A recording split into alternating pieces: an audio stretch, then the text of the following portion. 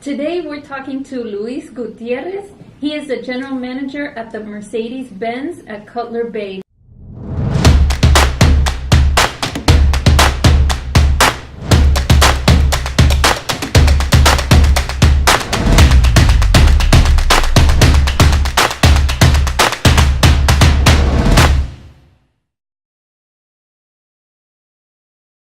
Thank you so much for being with us. You're very welcome. It's an honor to have you here, and his story is so inspiring that Ignacio and I said we need to have him as a guest on our podcast.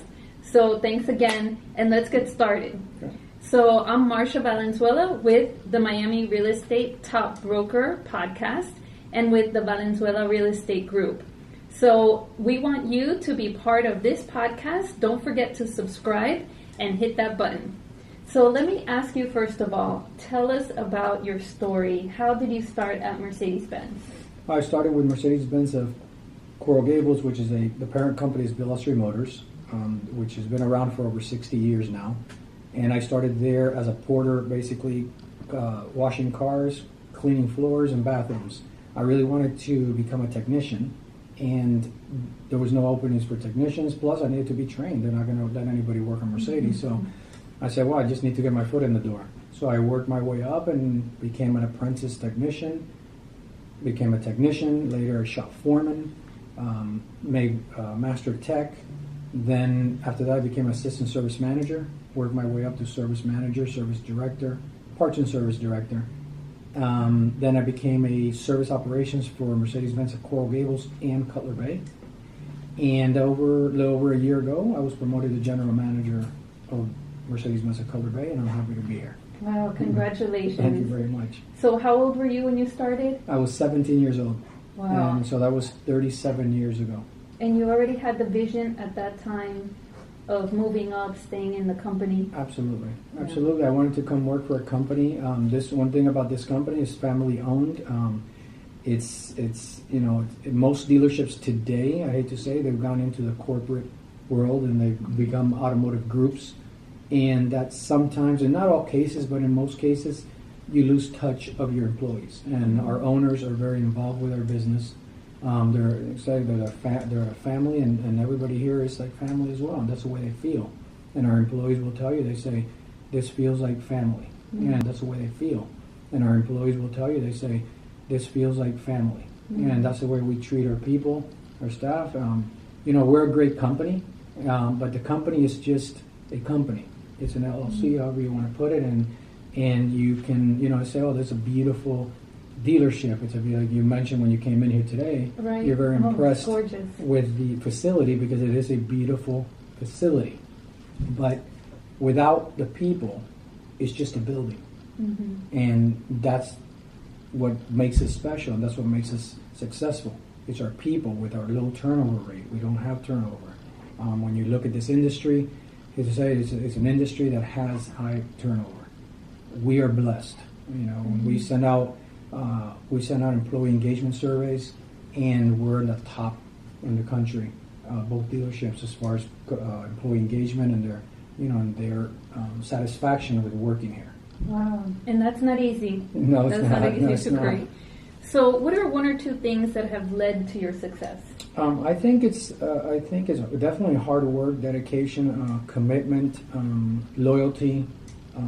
You gotta have the mindset that it's a long-term goal. It's not, some people come into I never, I'm very proud to say I never asked for a promotion. I was always given a promotion. I never went to my boss and say, hey, I'd like to be promoted to this or promoted to that. No, I was identified, and I tell that to whoever comes to me as an employee and says, hey, how do I move up in this? I say to them, it happens naturally. And what do you mean? I say, because your managers will identify that. You stand out.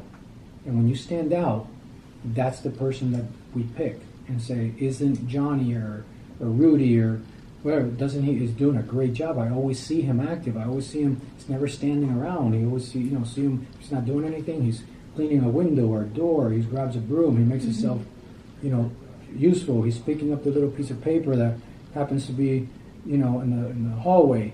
is just instead of saying that's not my job. I'm not the janitor. And that's something that it just either, I don't know, sometimes you say, does it come natural or is it training? It's both, I would say. It's sometimes it comes natural. You're just that type of person that, doing, when you look at integrity, is defined by doing the right thing when nobody's watching, realistically. But you've got to always do things as if you're always being on stage. But it should come natural, and that's what we instill in our people, just, and taking care of our clients. And that's what's made us successful. Like I said, we've been here, this dealership's been here a little over 10 years. Coral Gables, over 60. And, sometimes people say, well, location. And I tell them, just in the last 6 months, they've closed down 6 restaurants in Coral Gables. Wow. So, is it location? Didn't help them. Is it location? I beg to differ. Right. So it seems like the formula is patience and going above and beyond and having integrity. Absolutely. Equals success. Absolutely. Right? All right. Now, for our audience also, they can learn so much from you. So what are 1 or 2 things that help a salesperson close that deal? Well, to close it, you first have to kind of make a connection with that client, first of all. And that connection is a human connection. And today we spend a lot of money in social and media. And I mean, us as a company, I don't even want to tell you what we spend every month in advertising. And it's something that I tell all my people, I say, listen, we spend X amount of dollars in advertising and in digital marketing and this and at the end of the day, we have the audience right in front of us that we can take care of and take care of what you have. And it's all about human nature. And a lot of people like clicking, but at the end of the day, we're all human. And whether you like doing things on the internet or shopping online, nobody underappreciates a good feeling of how you've been treated. And regardless, and they say, no, millennials, and I will tell you, I mean, I have millennials myself, and I will tell you, they will appreciate when somebody treats them well. When you go to a hotel and they're treated like royalty, when they go on, a restaurant and say, Dad, wow, that place really gives. So listen, that's a millennial, and they have the same feelings because at the end of the day, we're human, and we really appreciate when somebody treats you well. So if you make that customer feel that, I believe that you're halfway through the road to sale. The road to the sale, you're halfway there. Is making that human connection, and then the rest is, they're selling skills or selling, but you have to, a customer will evaluate you and basically see if you're genuine, if you're not, and they can, especially when you're talking about, selling a home. I mean, this is not selling a pair of shoes. If we're selling a vehicle like ours, a luxury car, you're making one of the biggest investments next to a home. That's your second largest investment that you're making. So you want to make sure that you're making a good decision. You're buying from the right people. That they're going to give you the service that you deserve once that sale is done. Are they going to be here? Are they going to respond to me? And all those things are going through that customer's mind. It's no different than when you sell a home. Right. God forbid I have a problem. I know I did the inspections and I did, but a month down the road, something happens with this house, and it was unforeseen. I'm sure that you're going to do something to help them out, something, and whatever you can do, it's within your realm of what you can do. But a customer needs to feel that, and that's our job, to make them feel that. But that comes naturally. You can't make them. I probably shouldn't say make them, but it will, your actions and the way that your demeanor, the way you treat them, you make that human touch and connection is going to definitely dictate that feeling. So it sounds like you, as a salesperson, you need to be trustworthy, have integrity yourself, and then that will show to the customer. 100%. I tell people, since I came from the service side, I've never sold a single car. I really don't. I wouldn't know how to go out there and sell a car because I wouldn't even know where to start. And because that's not where the side of the business that I grew up in. But I will tell you that I've sold hundreds of cars indirectly. And that, why did that happen? I don't, sometimes a customer will ask me, how much horsepower is the C63 AMG S? And I said, hold on. So I had to refer to the sticker to see, because I'm not going to give them a wrong answer, but that's not what I sell. Yes, you need to know, and knowing the product for sure is an advantage of doing that. But I will tell you, if you know the product and you are an expert and you're a subject matter expert on that product, but you're robotic and your answers and you're just scripted, and that's not. I can tell you from experience, that's not the best salesperson. Right. I will tell you, when it's in service where I grew up, the service advisors, the service advisors that could not identify a brake pad from a alternator, and yet they sell the most. Why is that?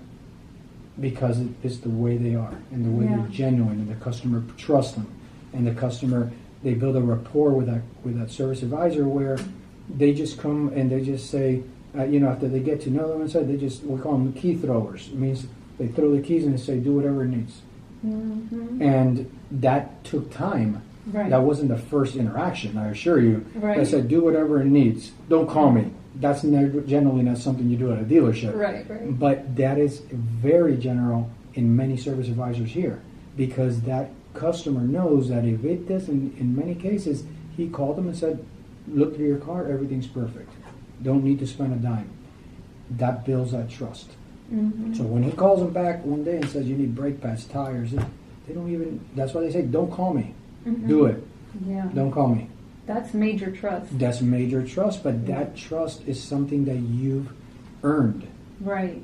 And not that it just came naturally, that he just saw you and just because you had a nice shirt on, that said, oh, you just go ahead and spend my money. That came with a level of trust that came through that genuine feeling that you get from when you know somebody and you kind of look him in the eye and say, I trust him, plus he's always looking out for me. And this time he's telling me that I need this, this, and this. With all likelihood, it's true. Wow, that's amazing. Can I come service my car here, even if it's not a Mercedes?